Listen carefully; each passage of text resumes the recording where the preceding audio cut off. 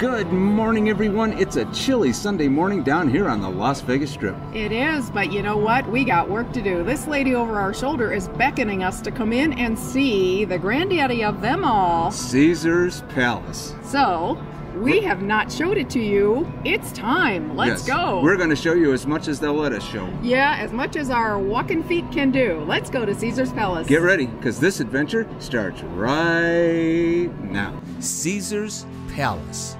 This resort property has been holding reign over the center of the Las Vegas Strip since 1966, and you still can't help but feel a little awed standing in front of it. It is one of the Strip's largest and best-known landmarks, and talk about a presence. According to our Google walking map, the Caesars property runs more than half a mile between Flamingo Road and the Mirage.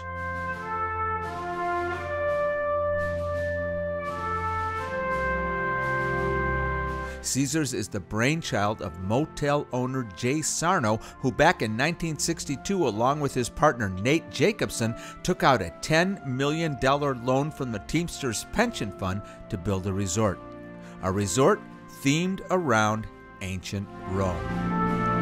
The resort opened in August 1966 at a cost of $25 million, and it had one 14-story, 700-room tower. Oh my gosh, how times have changed. Look at all the towers now, 6 of them with almost 4,000 rooms total. The famous Caesars fountains hold 350,000 gallons of water, and at any given time, 10,000 gallons are shooting in the air. So as you can see, Jay Sarno's Roman dream came true, complete with statues, fountains, and Roman architecture. It would be hard to imagine this desert oasis without Caesar's Palace.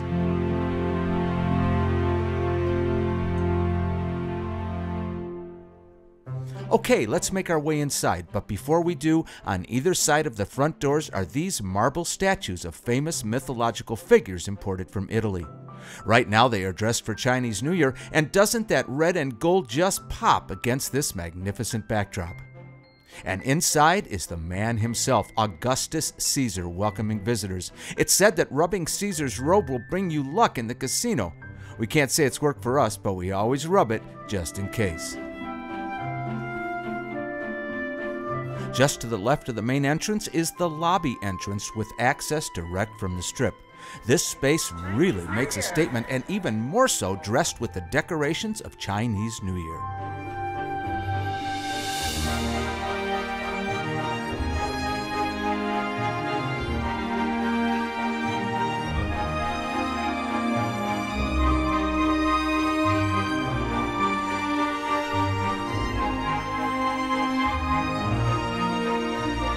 We mentioned the Roman theming in here. Let's just admire some of these beautiful statues, fountains, and architectural touches along the main walkways through the casino floor.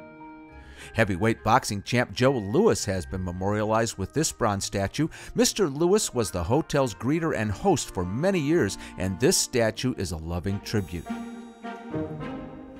You have to admit, Jay Sarno was a visionary, because this place is still a magnificent palace.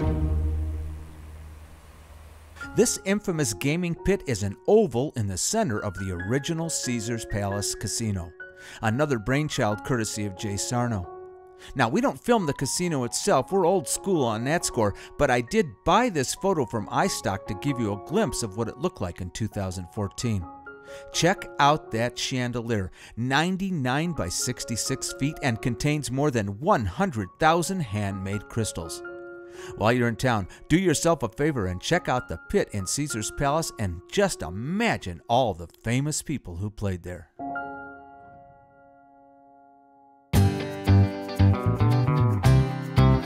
The idea for the Colosseum came to be in 2001, a year after Caesars had closed their iconic Circus Maximus showroom.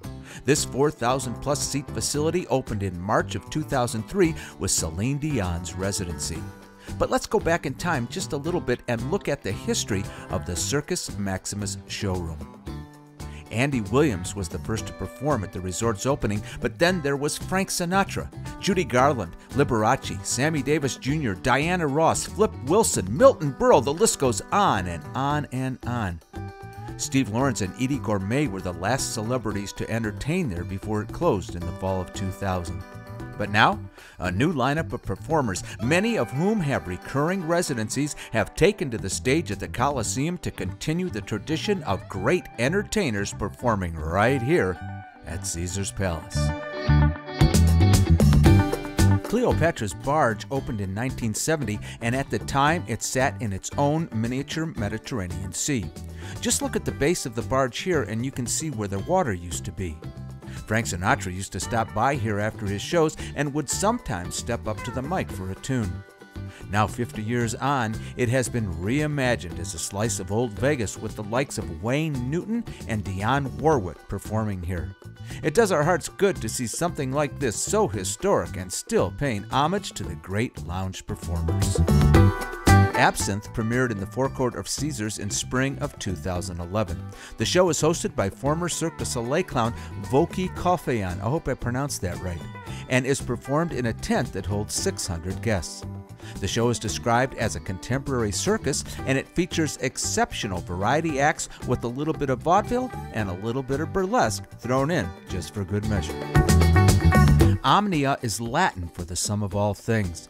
This latest nightclub at Caesars opened in 2015 and is a $107 million expansion and redesign of what used to be Pure Nightclub. Omnia is run by the Hakkasan Group and features top DJs and pop performers. Like all the Vegas Strip resorts, Caesars has some beautiful and unique spots for you to grab a drink. Our favorite is this one, the Spanish Steps out front of the entrance. They're well known for their frozen fruit cocktails, which are perfect on a hot day. Any time of year, we love to grab a table and a cold drink and just people watch. This is one of the best places on the whole strip to just watch the parade go by.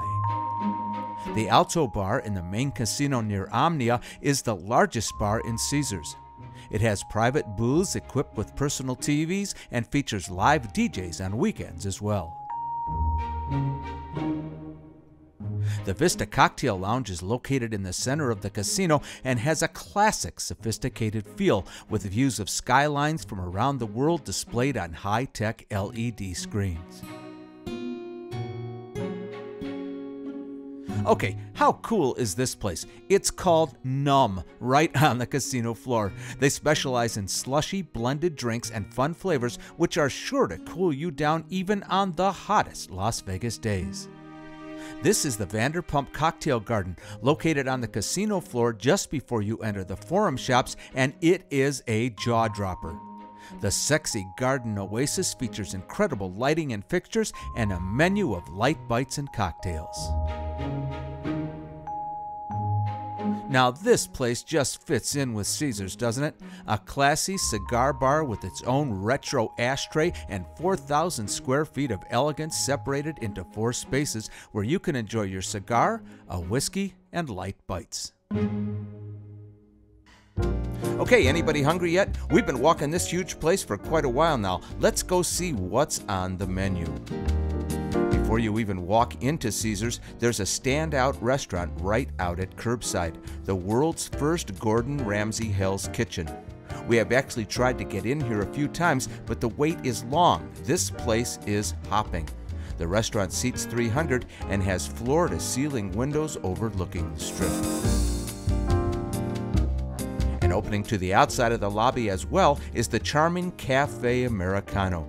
This is Caesars' upscale 24-hour eatery featuring classic American fare and expert handcrafted cocktails as well. Just to the right of the main entrance is this little gem, Brioche by Guy Savoy. The famed French chef is cooking up flaky pastries with both sweet and savory fillings, perfect with a fresh brewed coffee. Now this is new since the last time we were in here. Right on the casino floor is a big, inviting 7,500 square foot restaurant called Seersucker. It is a contemporary spin on American classic comfort foods meant to invoke a retro feeling, like roadside diners and cowboy culture. Sign us up. This place looks great. Bobby Flay's Mesa Grill is right across from the huge Caesars Sportsbook, and it couldn't be in a better spot. The restaurant is really bright, colorful, inviting, and huge. The menu is influenced by Southwestern flavors and, of course, Bobby's love of grilling. This place has earned a place on the Condé Nast Traveler's Hot 100 list.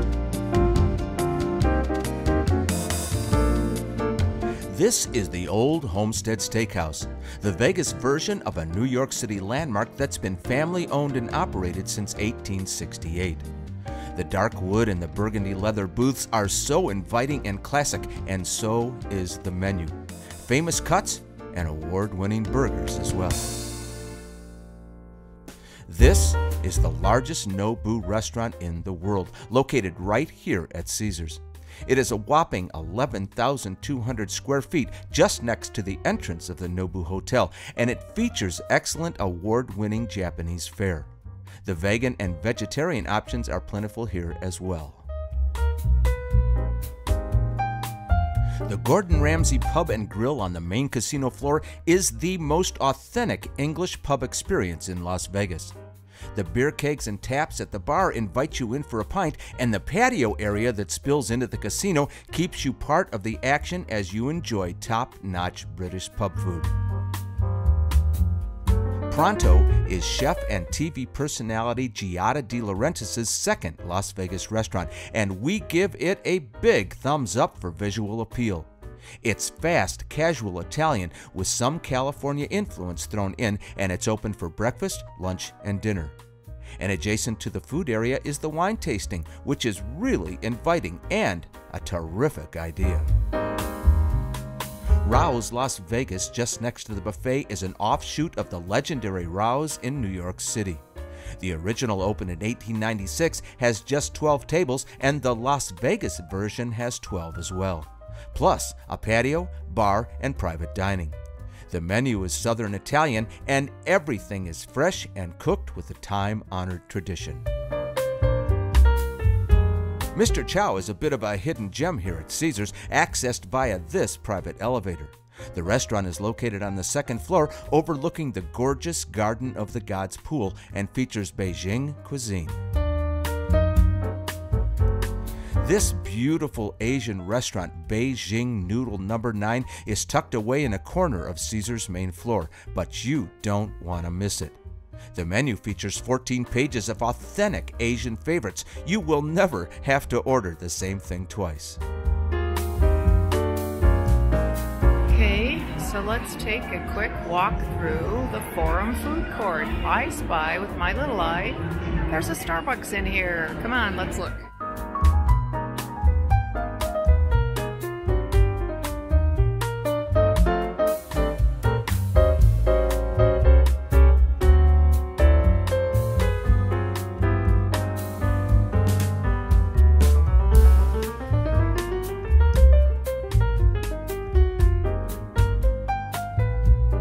Okay, we saved the best for last, the Bacchanal Buffet.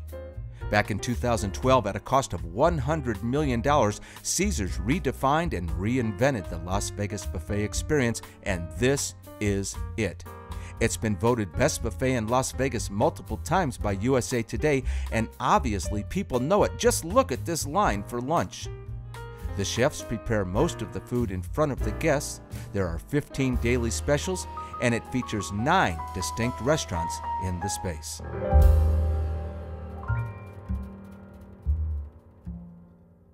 Unfortunately, the pool area was closed the day we were there, but I do have some old footage from last year around this same time.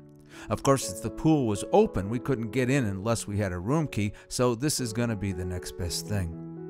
The Olympic swimming pool is copied from the design of the Pompeii baths in ancient Rome. The pool is tiled with more than 8,000 pieces of marble quarried from Carrara, Italy. There's also a beautiful outdoor wedding chapel called Venus Gardens. What a wonderful place to get married, surrounded by tropical palm trees and Roman architecture. This chapel can seat up to 114 guests, and it also has a koi pond and a fountain to make it even more special. Before we go, there are a few notable things we want to mention out front of the resort itself before we take off. The Nobu Hotel occupies what used to be the Centurion Tower. It was renovated in 2011 and renamed to Nobu, and it's the first Nobu hotel that has a restaurant, which we saw earlier in our tour. The Brahma Shrine was erected back in 1984, almost 36 years ago, as a nod to all Asian clientele who visit Caesars. It is a lovely, serene spot, and no matter when we go by, we see someone stopping there for a moment of reflection. The Forum Shops opened in 1992 as one of Caesars' many expansions over the years. We did an extensive walkthrough and history of this world-class top-grossing mall in a previous video, and we'll put a link to that in the description box below, so check it out. The Forum Shops are a marvel for lots of reasons, and well worth your time to check out that other video.